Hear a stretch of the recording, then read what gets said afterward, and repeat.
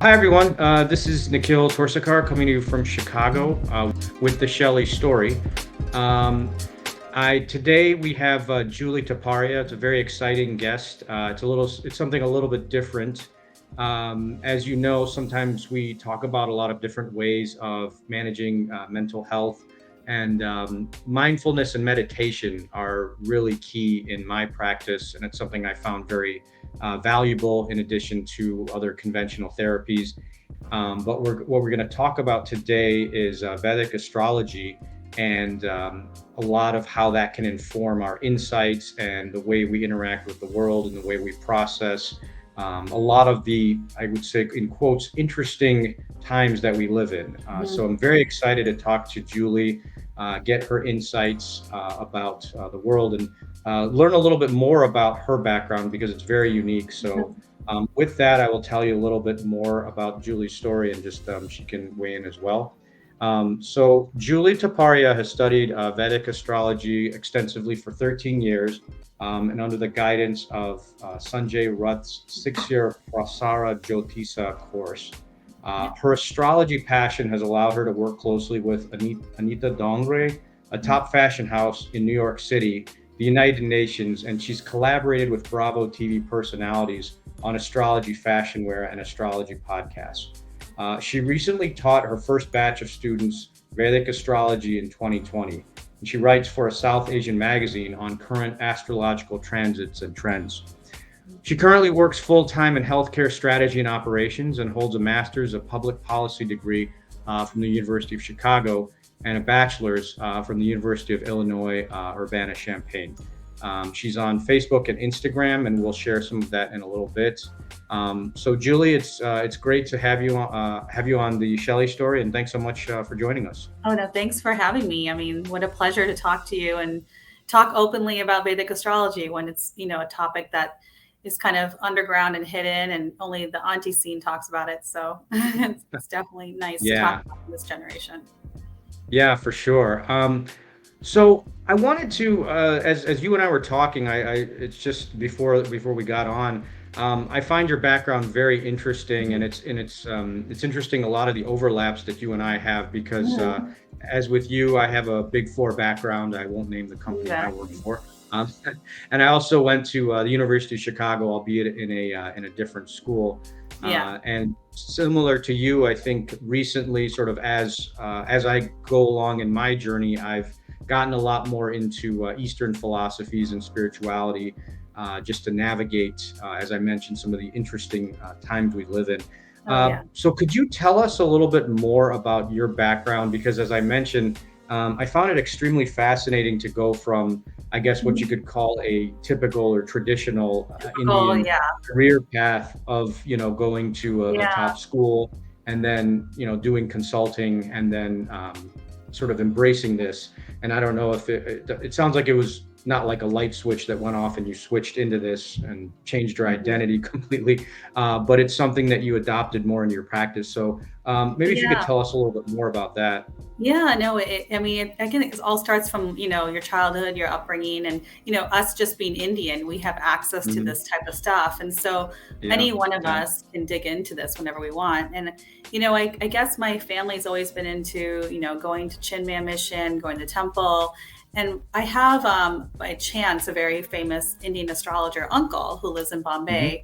And he kind of would teach me basics, fundamentals when I go there, because I'd always ask questions like, how do you know that? Why are you telling hmm, me to do this random mantra? Why do you think my marriage will be late? Or why is this person, having a really big career, and why is my career taking off later? Like, just different aspects of life, and people have different sure, timings. So, as a consultant, you ask a lot of questions, you break down problems. Going to University of Chicago, as you know, Nikhil, you're always trying to problem solve, and the problem you know the problem sets that we had, you're always trying to find an right, answer. So, Vedic astrology is like a puzzle, and I feel like you're always trying to put everything together to make sense out of how your life turned out and what is coming up in the future.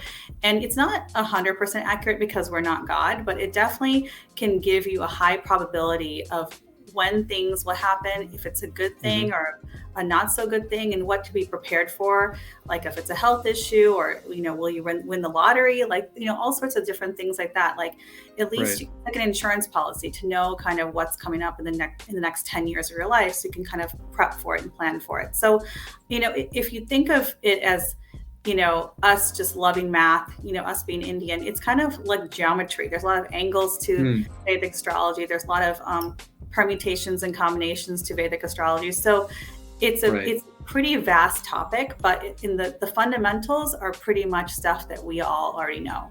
So it's not as hard as people think it is, but I just started digging through through my uncle first. Then I started buying a bunch of books in the rare bookstores of India. I'd go through charts and kind of analyze it myself. And maybe if you can tell us a little bit more about the timeline. Is it something that you were exposed to as a kid, and then just that's because I'm asking because, like, for instance, I've become a big fan of Deepak Chopra recently, and it's interesting because I was exposed to it in the early 90s. I was like 16, and I'd be sitting in the minivan, and my parents would have those big old plastic boxes of Deepak Chopra cassettes. And it didn't make any sense to me at the time. I just thought it was a bunch of, some guy with an accent talking. But now it's something I'm very, it's one of those things where it's like something you get exposed to as a kid that later in life you adopt more firmly. But can you talk a little bit more about the timeline, like how, how exposure kind of turned into Exposure probably is in every Indian family. Like your mom or your dad or some uncle would look at your birth chart and say, oh, this is a good time to get married, or this is a good time to she'll get a good career, a good job. But I think it was always there, and our family had that astrologer. And so it always was something I'd always kind of, dive into. But in my mid-20s, I spent some time in India, just volunteering. And that's when I started kind of digging and asking questions with my uncle, who lived in the same building as I did. So I would just go in and talk to him. He would have a lot of clients come in, and the clients would just, tell him stuff. He'd go in the room, talk to them, and they'll come back and they would feel better. So it was quite interesting to me. And so, and he did say, like, you'll have a late marriage, and I was determined not to have a late marriage, and I did have a late marriage. And so I think timing is somewhat out of your control. Some of your karmas are somewhat out of your control. And it started getting me very, very interested in this whole philosophy, like how can you not control parts of your life? And when I moved to New York, I think the whole thing with integrating, meditation, like, the school of Chinmaya mission, like all the Hindu philosophy, it's all part of Vedic astrology. So you mentioned Chinmaya mission. Can you tell us a little bit more about that? I mean, and just to sort of set the stage here, I know almost nothing about Vedic astrology. I don't even know if I'm pronouncing, is it Vedic or Vedic or Vedic? Okay. Yeah. It's something I know very little about. So a lot of this terminology would be helpful. Like if you can just tell us a little bit more about like what Chinmaya mission is. Chinmaya mission is like a Hindu school. It's like Sunday school, and it just talked about like the Gita. So it was like Gita classes, and it talked about like, it's a book of psychology. I feel like, how to deal with problems in your life, and how, they were taught, by reading the Gita. So we had Gita classes, and it was nothing to do with Vedic astrology. But then when I came to New York, about 3 or 4 blocks away from me was a meditation center called Brahma Kumari. And Brahma Kumari is pretty big in India, but they would have meditation classes for free. And there were a bunch of Indian nuns that actually, were living in this kind of school on Fifth Avenue. And it was just fascinating because I would go there and sit there, and it was the most relaxing place on Fifth Avenue just to get a breather in from all the noise. And I would definitely need that in Manhattan for sure. Yeah. And I would sit there, like twice a week. I would just go and sit there just to get my head clear. And then, I met the nuns, and, they would talk to me, and I started joining their classes, and it was the same thing. It talked about the Gita in a very easy way to understand. So it talked about, karma. It talked about very like different topics that we always want to know, but it was so easily accessible for me to learn it. Mhm. So I would go there like twice, 3 times a week and sit there and talk to them. And it was amazing. So I got into that. And then in the background, when I had free time, I would read books on astrology, and just it all ties together. Like, these, when you're a pundit, and, I don't know if your mom or your dad ever asked a pundit, like, oh, what's going on? He's going through a bad time, or she's going through a bad time. And then the pundit would give a mantra, and you're like, what is this mantra about? Like, this is so random. Right. And so, Right. it all integrates. Like, I feel like it integrates, with Hinduism, with the philosophies, with the chanting, with the mantras, and it also integrates, just spiritually with our philosophies. So, it's all Sure. kind of the same package, so I started reading books on my own for about 6 years, and I started looking at my own family's charts, my close Mhm. friends' charts, people I knew. I totally experimented on them. And I totally said, oh, I know about your past relationship. Let me go see if the timing was the time that shows up on your birth chart. And I would do these Mhm. practice sessions with like all my friends and, all these, my cousins, my aunt and uncle, my brothers, my parents, because I knew their life. And so, Sure.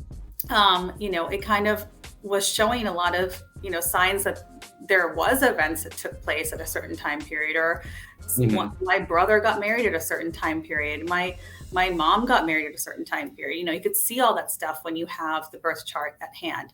So it was Yep. quite fascinating. And then probably in 2017, I started just putting myself out there. I was like, you know what, this is Mhm. kind of something everyone should know about. We should Right. all learn a little bit about it and take control of our own lives. And so I started talking about it publicly in New York. And I had so many people just at our age group. I mean, people, Mhm. investment bankers, CEOs. I mean, everyone just would call me and say, hey, I need help. And I was Yeah. really surprised How are because you, how are you getting your message out there? Because I know, social media is obviously big, but was social it more media, word of mouth or it was just word of sort of mouth, social general media. New networking? York is surprisingly a pretty small scene. I mean, with our age group and Mm. professional Yeah. scene, and people talk. And when you have a lot of single people who don't get married, don't get married till their 40s, or everything Right. is about work, and they have a lot of stresses here, and sometimes they're looking for an outlet. So I mean, people would just come knock on my door and say, hey, I need help. I'm going through a divorce, I'm going through a bad work Mhm. time. And I would sit and practice with them. And yeah, it was nerve-wracking for me because I wasn't completely confident. But once I started getting more and more practice, and people would just open up, and I would see these time periods that just activate like certain events in their life. I'm like, oh, this was not a good Yeah. time period. What happened? And Mhm. someone said they, a death in the family or some sort of issue, and it was really tough for 2 years. But then the next period was Yeah. great. They got promoted and they got married, and everything good happened. So The that's stars, how. as it's that age-old, aphorism, "The stars align," right? Yeah, There's some exactly. truth to that, it sounds like. So I just wanted to talk about why Vedic astrology, and astrology is kind of part of our daily life. I mean, people kind of bring up astrology in terms of astrology all the time. So if you think about, like for example, Mercury retrograde. I mean, Mercury retrograde, people Mhm. say, oh, it's Mercury retrograde, our computers will fall down, and like they'll break, and we're going to have miscommunication, and like, the airline control towers are not going to work. So stuff like that. Mhm. There's always some sort of a feeling that we're controlled by different planets. And even like Sure. the moon, the moon, there's high tide, there's low tide, and if you think about like Teen Wolf from 1985, that movie, like the Love that full movie. moon, yeah, Yeah. activated this Michael Fox, J. yeah. Fox, yeah, to become a werewolf. So I mean, there's definitely some strong implications that during a full moon, people act a little bit hot and heavy. They're definitely hungry for like attention. Like there's some indication that the world around us is having some effects with the planets around us, like Saturn, Sure. Venus, Mars, Jupiter, Mercury. So even though we don't feel these planets, they definitely make an impact on our lives. So even in India, India, they say the ABCs are the only thing people care about, and A is for astrology, B is for Bollywood, and C is for cricket. Is that a common term? I've never heard that before. ABCs. I think I heard it a couple of times, and I was pretty Yeah. fascinated. But No, it's because I've heard ABC, I think of like American generic. Born, Confused Stacy, but this ABCs thing, I like that. That's cute. Yeah, but if you think about I thought India, it'd be astrology, Bollywood, and chai, but I guess cricket works also. no, exactly. And, it could be that too. And I feel like, India is obsessed with these three items. They're obsessed with Right. astrology and Bollywood and cricket and chai as well. So I feel like it's really common in India to talk about astrology pretty openly. But in the Hmm. West, it's not as common because it just seems too complicated and too out there for us to even make sense of it. But I do want to, make light of it, that it's not as complicated as people think it is. And I wanted to become and make astrology more mainstream so all of us can use it. We don't have to call a pundit who doesn't speak English, and we can understand what they're saying, and we can make a sense out of our own lives and take control over it. So I really think this could be very empowering in the long run, and it give us the liberty to make our own decisions. Yeah, So definitely. yeah, so going on, just a background of Vedic astrology, if you think about Vedic astrology, the Sanskrit term is Jyotisha. And Jyotisha, if you break it down, Jyoti means light, and Ish or Ishwar means God. So it's the light from God. Hmm. Like you can have visions, visions of the future, visions of the past. And this is Hmm. all about visions. So a sage by the name of Parasara had visions in the 7th century AD. And he wrote the manual that we use today for Vedic astrology. So it was an Indian sage, and he wrote the manual for what we use today to predict events in our life. So, Hmm. and also the Vedas does have a lot of texts on planets and the influence of planets. So I really do Hmm. think that, unfortunately, the Vedas are so complex and so not user friendly that it's hard to Right. know what our our spirituality is. So that's Hmm. one of the reasons why I kept on digging and digging just to find what this is all about. And it's not that complicated. Sure. So, Sure. yeah. Now, is there a relationship? You might get into this in a little bit, but as I mentioned before, I mean, I'm a big fan of Deepak Chopra, and a lot Mhm. of what he talks about is Ayurveda. Yes. Ayurveda. Yes. So you might get into this in a little bit, but I'd love to hear what the connection is between Oh, for Vedic sure. astrology and Ayurveda. Oh, yeah. And Vedic astrology is kind of like what's your composition, like, Hmm. and Ayurveda is too, but Ayurveda uses, your composition from a dosha standpoint, like, Doshas, right? vata Right. and pitta, just based on Hmm. your like pulse and based on your tongue and all sorts of different things. But Vedic astrology um, you can actually show your weaknesses. Like you can have a dosha Hmm. and you can say, oh, you're really hot tempered, or you're very cold all the time. So I can look Right. at the chart and say, oh, well, they're very pitta. They need to pacify their pitta because Mars, the planet of anger and war, is on top of their head. So I would say, Mm. okay, use that Ayurvedic techniques of pacifying the pitta. So eating Sure. yogurt or something cooling. That's where your body and your mind and your planets, which is essentially the same thing, like it's Hmm.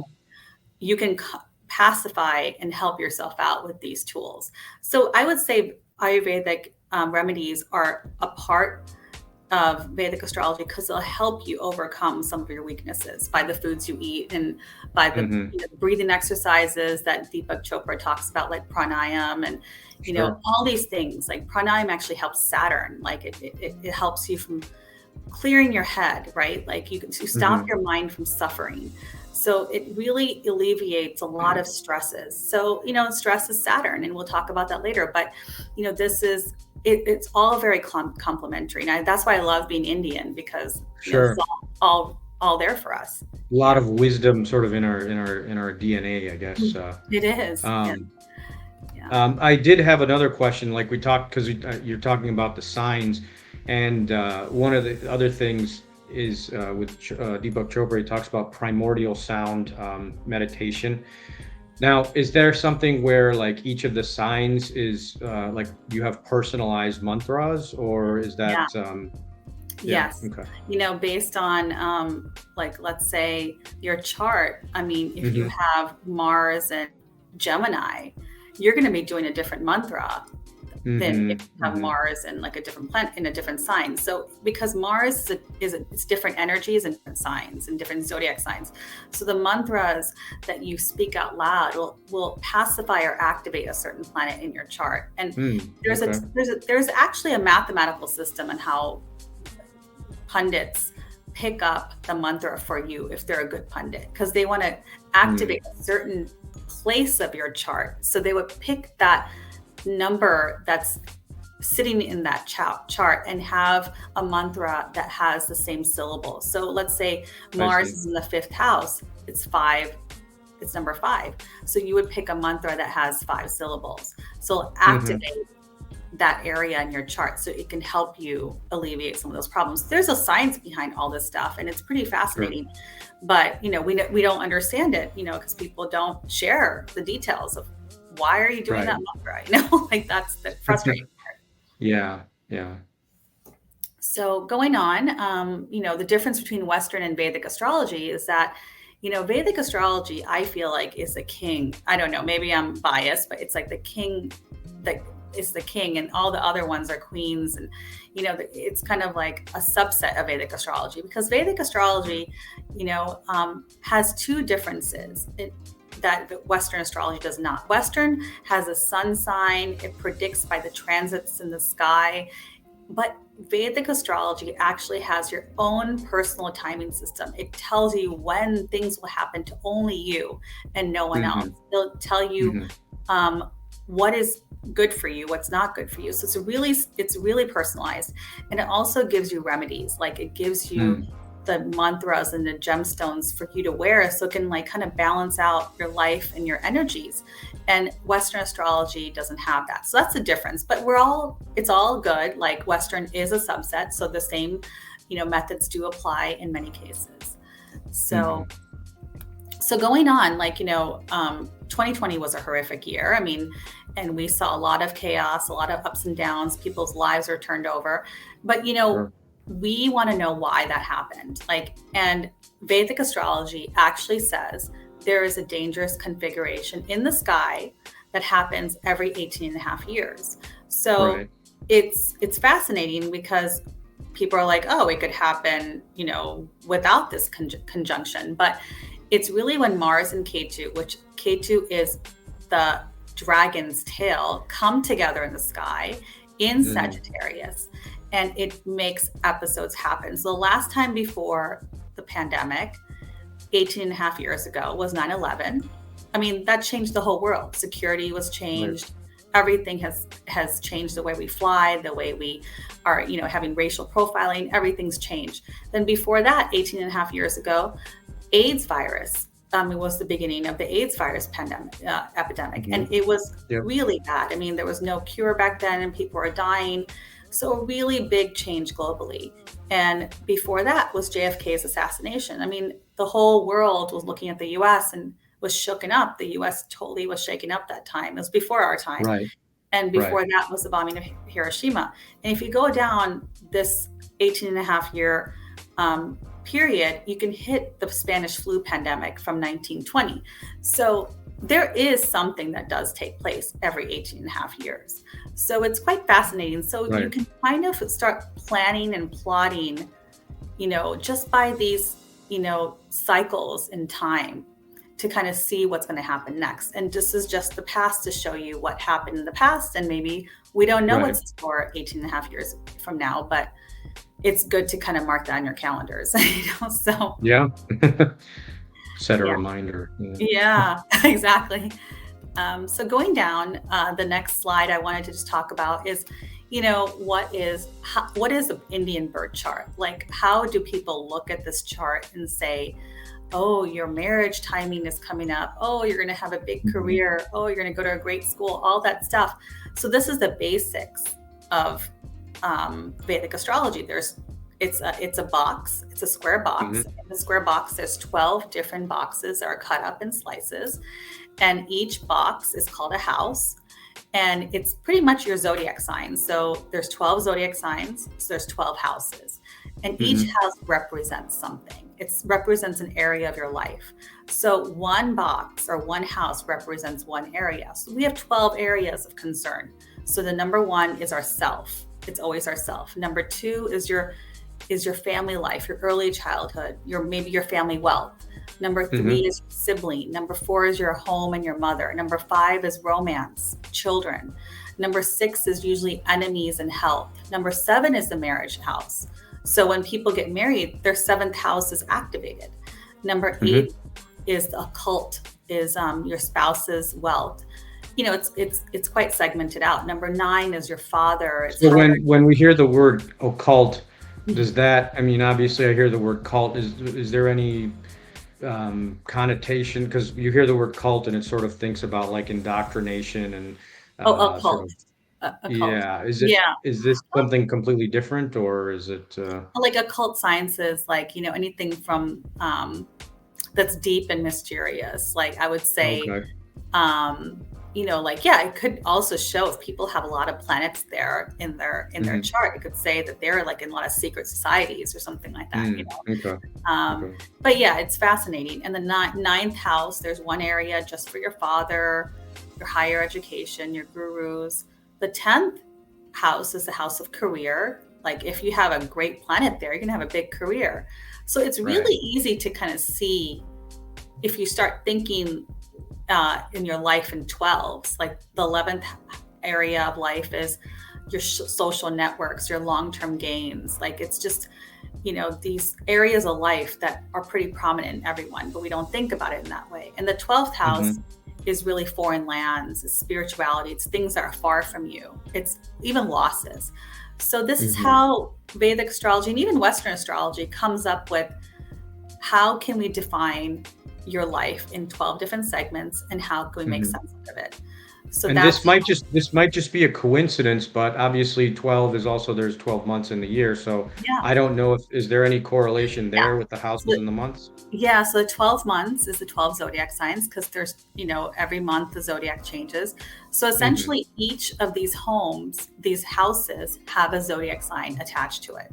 So, you know, and that's where it gets where all the permutations and combinations exist of, your first house can be a different first house from me based on the time you're born, and it could be a Right. different zodiac sign. So, but generally speaking, there's 12 zodiac signs, so 12 houses and 12 months of the year. So we're all connected, and you know, we're a microcosm of the macrocosm. We're all Hmm. part of the same, right? So that's a really good point. So going on, and now in Vedic astrology, we have 9 planets, and we do not use Pluto. So, and 9 planets, they all represent something. So they all Hmm. represent, like Venus. Everyone knows it's for love. It's pretty. So when we talk about Venus and everyday Right. life, I mean, it is true. It is a planet of love or a planet of wife. The Yeah. sun, the sun is like the ultimate source, right, of our survival.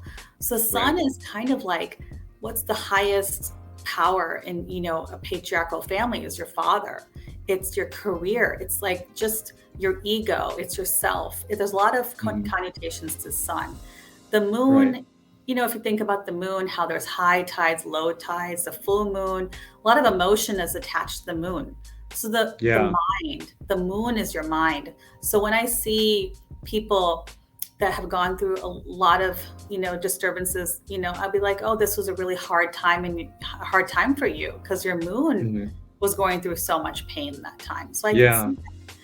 And then I think you had mentioned in one of your posts about, I'm always fascinated by the mhm, etymology of words, and when I mhm, think of moon, I think of lunar, and lunar. I think you had alluded to the fact that the concept of lunacy. Can you Oh, talk about lunacy. maybe how the moon plays into mental health? Yeah. Oh, it's huge. The moon is it. Moon, when you have a full moon, the mind is bright. It's very aware. Like that's when the werewolves, like for Teen Wolf, like if I Teen bring Wolf, up yeah, bring that up, that yeah, that TV show and that movie, that's when people just got activated, and there was a lot of like lust in the air and a lot of desire.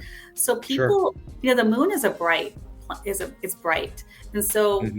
if you think about there's phases of the moon, and there's, you know, it depends when you're born. If you're born in a full moon, I would say, wow, this person's a pretty bright person. They have a lot of Yeah. energy. Their thinking is pretty wide because it's a bright moon. But if you're born like in a different phase, it really changes the way your mind operates. So now when it comes to Hmm. mental health, the moon is a very, very emotional planet. Like if you think about the high tides, low tides, women, talk about, you know, women are very intuitive, and it comes from just their emotions and stuff. So the Right. moon is a big part of being a mother. So when I look at when is a Mm. time to become a mother, I look at their moon cycles.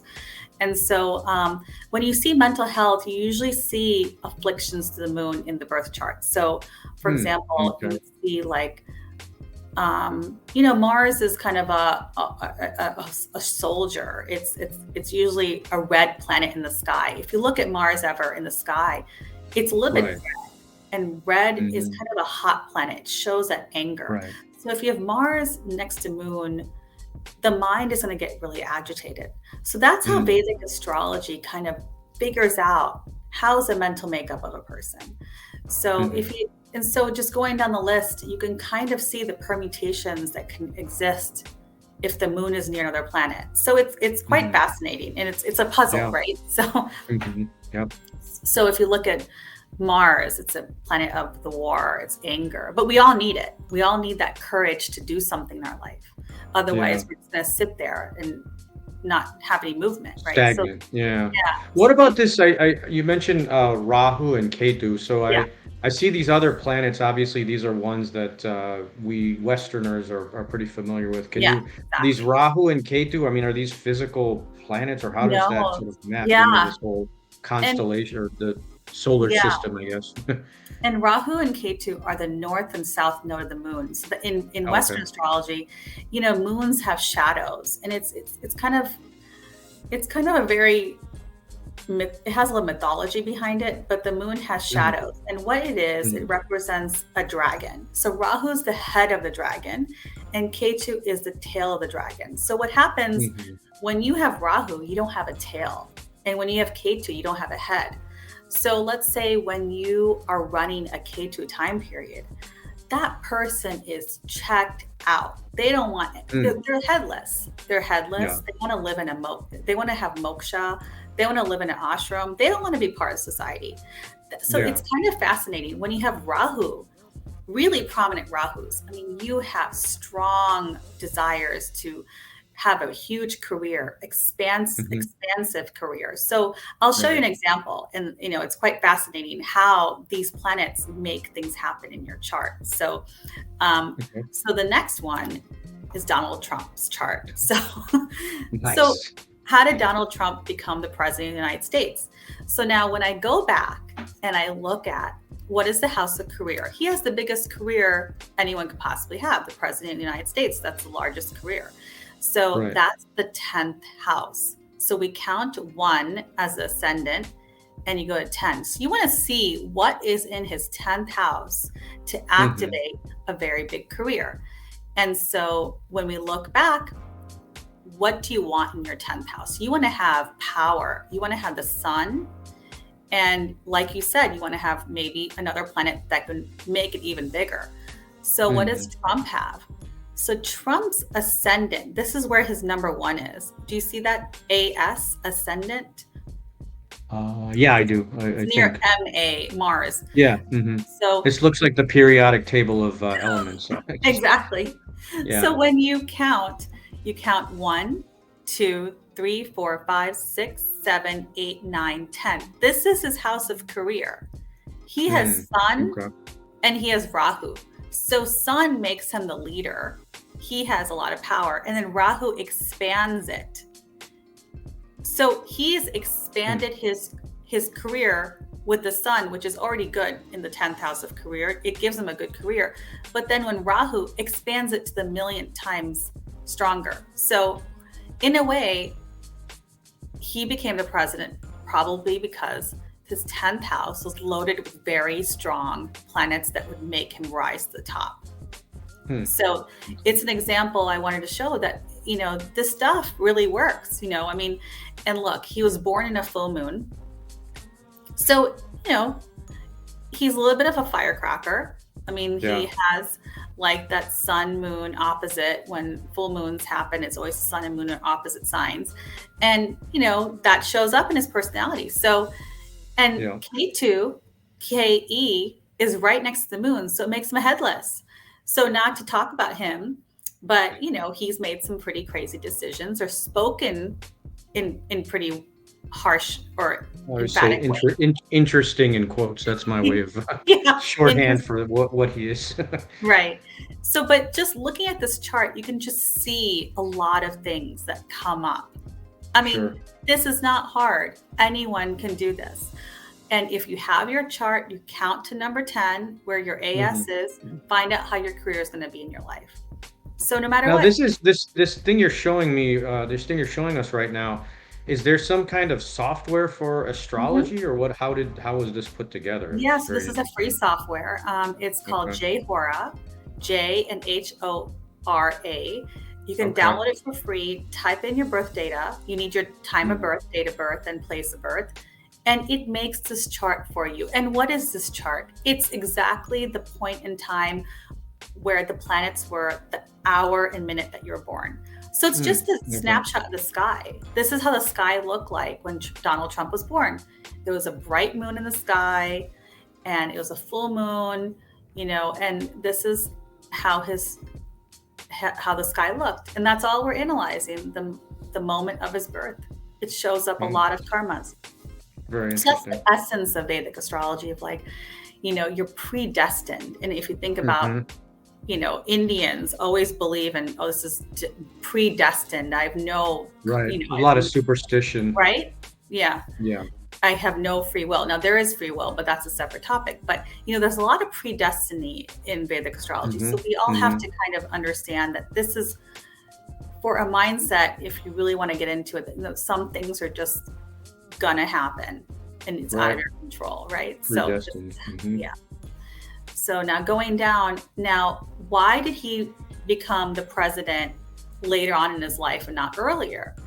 And this is where the timing system takes place. So you know how we talked about before that there is a personalized timing system, that's called Dashas.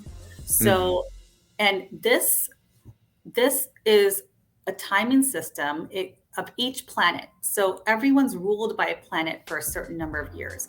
And Vedic astrology figured out that the human body can last for 120 years on its own if we take care of ourselves. Then the nervous system dies after 120 years. So even the most the oldest person that lived in the world is around 120 years. That's been documented. So if you go down this list, this is a sequential list of every planet that will kick and activate for X number of years in your life, and that will activate a certain life event to happen. So does each human being go through this sequence then, or is it kind of circular or linear, or how does the timing play out? So this is a linear. It's very linear. So, but you and I are not going through the same time period because you were born in a different time and I was born in a different time. So let's say you were born on April 1st and I was born on May 1st. Now the moon, it all depends where you activate yourself on this this timing scheme. So you could be running the sun cycle when you're first born, and I could be running the Jupiter cycle when I'm first born. And then it'll go down to Jupiter, then Saturn, then Mercury, then to K2, Venus, then you'll be going through sun the first 6 years of life, then moon after that for 10 years. So it's sequential. But everyone, if you've lived for 120 years, you will go through every one of these planetary time periods. I see.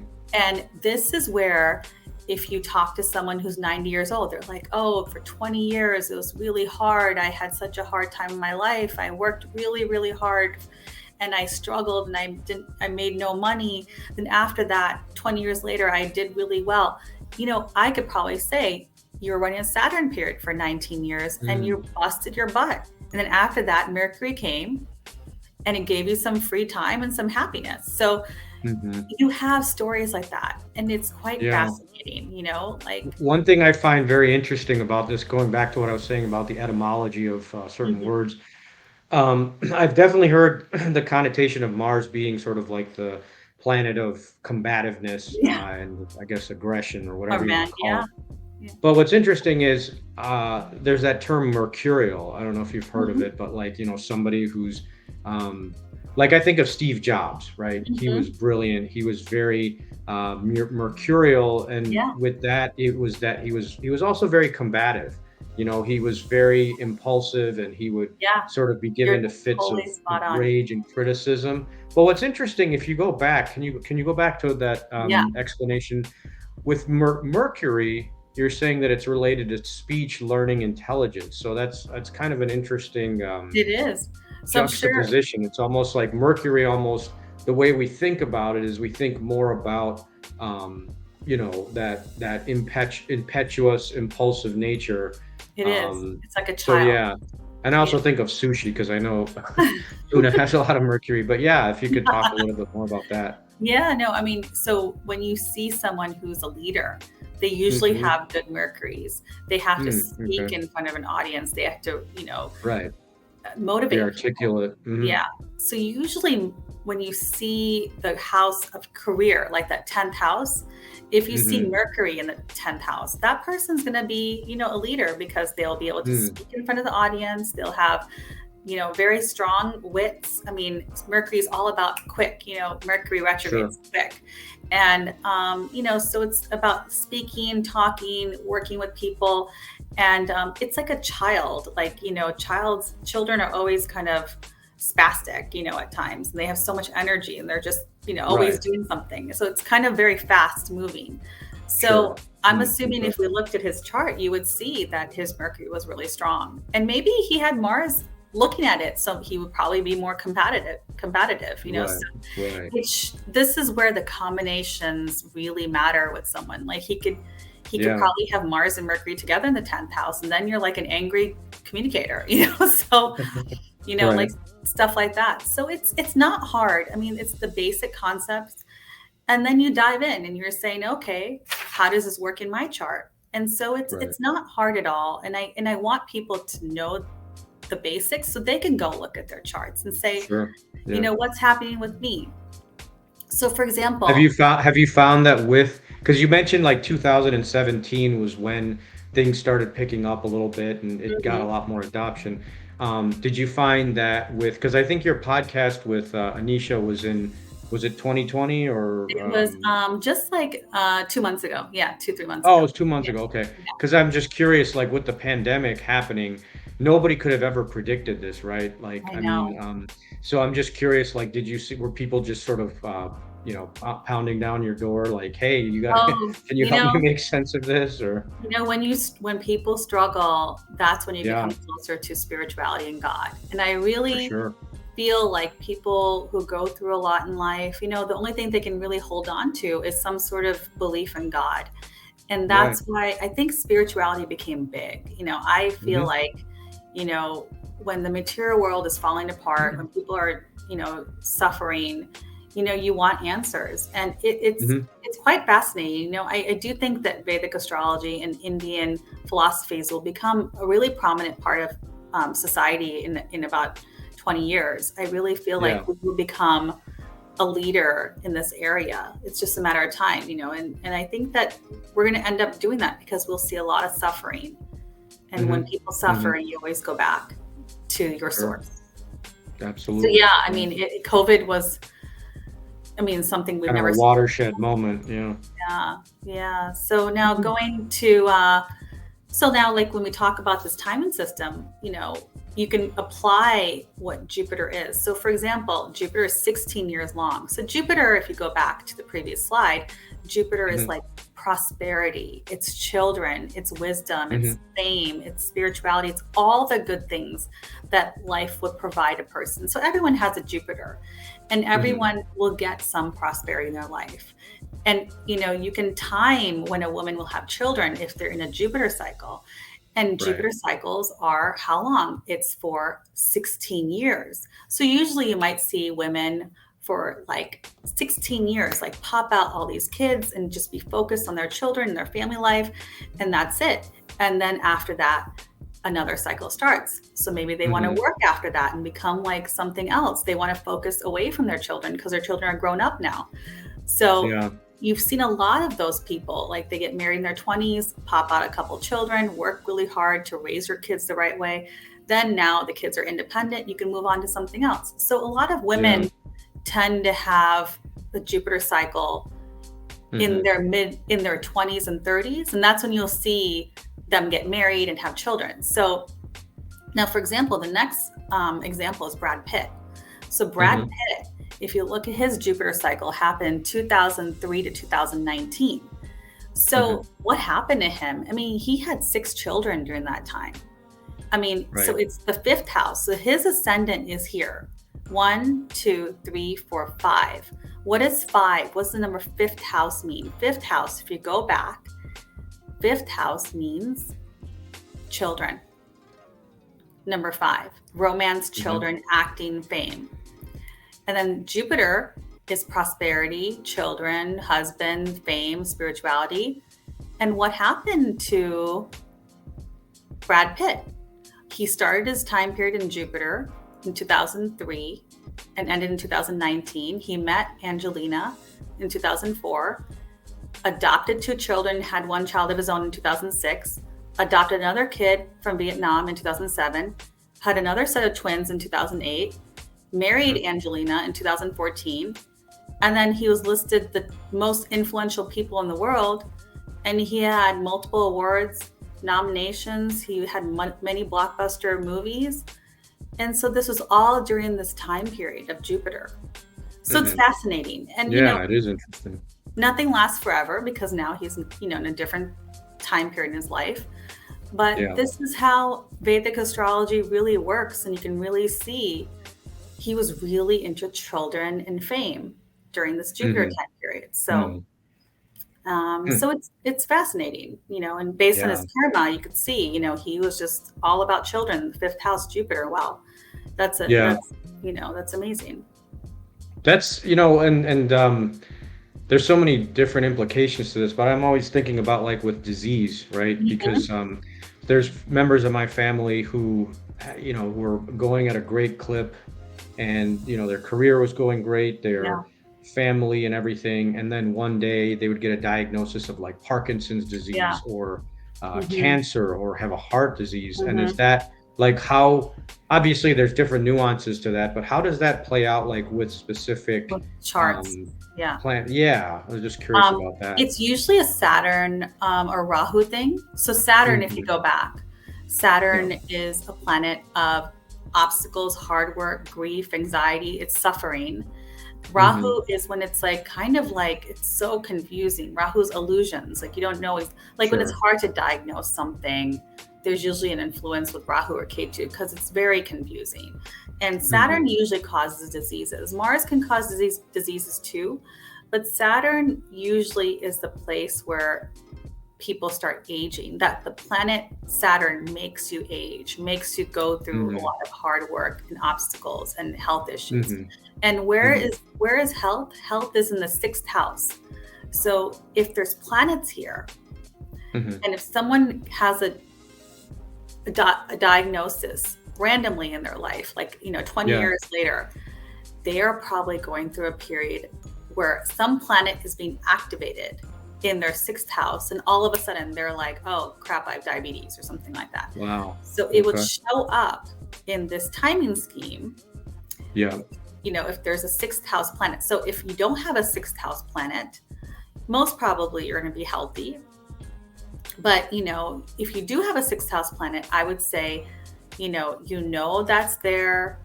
Try to find out when you're running that 6th house planet, and then take precautions. This is where you Hmm. really can help yourself, Yeah. and yourself the best. And I really feel like this is where you can take control of your own life. And When you do readings for people, I was just curious, like, is that something? like, do people come to you after, like, let's say, if I came to you and I'd say, oh, my uncle just got a, Yeah. diagnosis of pancreatic cancer or something. Have Hmm. you found that a lot of people have come to you to try to unpack that with the astrology signs, and then Yeah. have you found that they've gotten a lot of like relief from that, or You what's know, been your experience? it's kind of, it shows up in that uncle's chart that, Yeah. something dangerous is going to happen because maybe a sixth house planet was there. It activated in his time periods. And then Hmm. basically when you ask, was this the time period he got ill? They said yes. And then he had treatment. And then if he lives or not, that's something you can also see. But I don't like sharing that information of, because Sure. that's not really up to us when people are born Hmm. and dead. But it's just kind of, you know, people come in most of the time to seek help and answers because when you're struggling and it's out of your control, I mean, we Right. all need help and we need help. And I think Sure.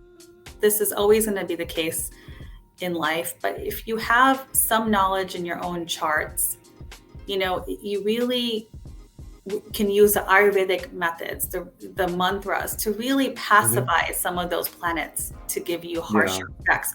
So this is And then where you activate others that you want to get good effects from. oh, perfect. And Nikhil, that's Yeah. like perfect. My teacher always said, never activate a negative planet, always Hmm. activate a positive planet. So positive planets are Hmm. Jupiter, Venus, and Moon.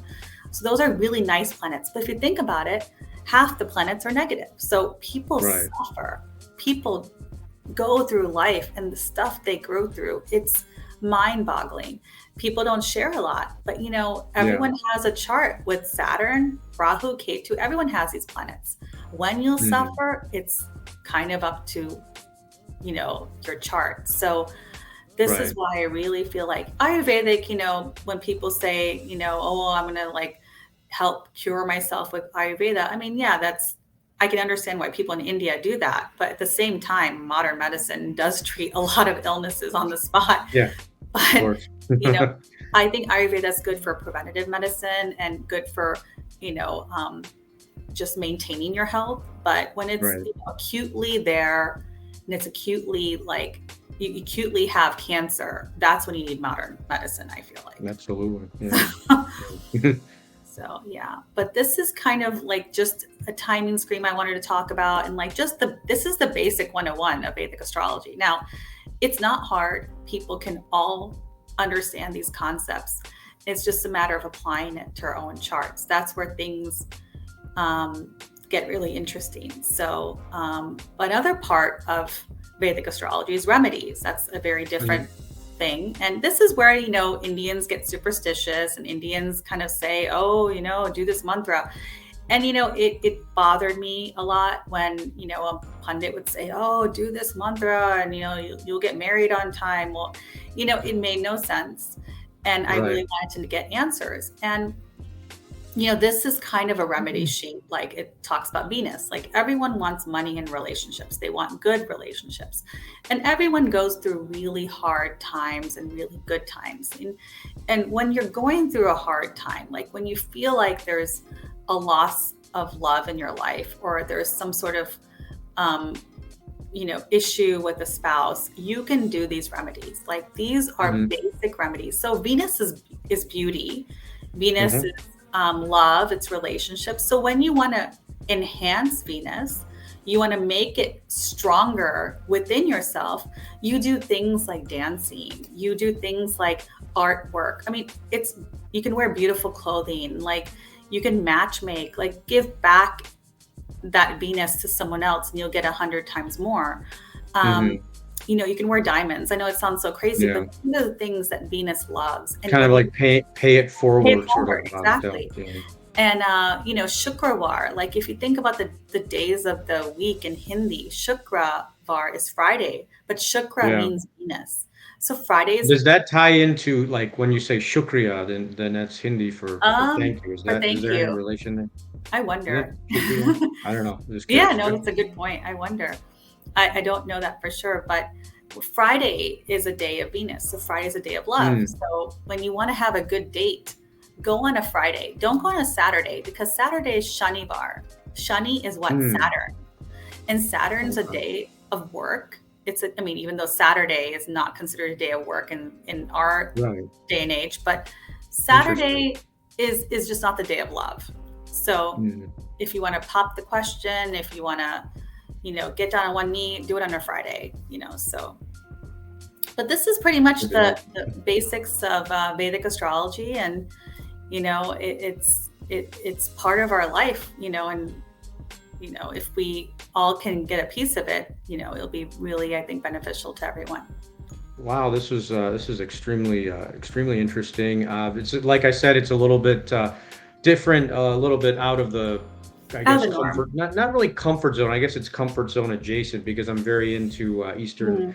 spirituality and philosophy, and sort of going back to my roots and embracing a lot of things that I sort of rolled my eyes about as a Mhm. kid. And I think I told you that I've been, reading the Gita a little bit That's more and awesome. doing a lot of these primordial sound meditations. So, Oh, that's wonderful. yeah, for me, I think just because I have been through a lot in the last, I'd say 5 years, 6 years, I've been on a very intense healing journey through a lot of different techniques. And That's you and I amazing. talked about how my wife Shelly and I wrote a book about it and working on a movie.